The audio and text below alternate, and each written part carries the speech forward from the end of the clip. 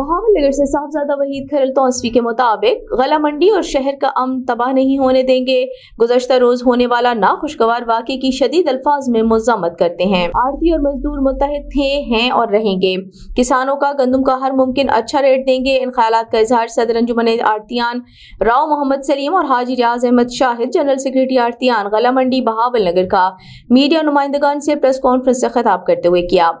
उन्होंने कहा, हुकूमत पंजाब के नुमाइंदे डिप्टी कमिश्नर जुल्फ़िकार अहमद भून की हिदायत पर हमारी तंजीम रोजाना की बुनियाद पर किसानों को रिलीफ देने में अहम किरदार अदा कर रही है। डिप्टी कमिश्नर बहावल नगर ने हमें कहा कि किसानों को अच्छा रेट दिया जाए। हमने गला मंडी में गंदम का रेट कुल 33.50 दिया, आज 34.50 रुपए कर दिया। किसानों को रोजाना अच्छा रेट देंगे। बहावल नगर गला मंडी में गंदम का हर रोज रेट बढ़ेगा।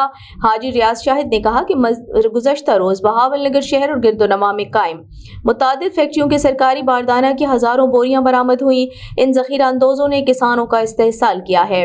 डिप्टी कमिश्नर जुल्फ़िकार अहमद भून ने हुकूमत पंजाब की हिदायत पर जिला इंतजामिया को जिला भर में जखीरा अंदोजों के खिलाफ क्रैक डाउन कराया, जिसको हम सराहते हैं।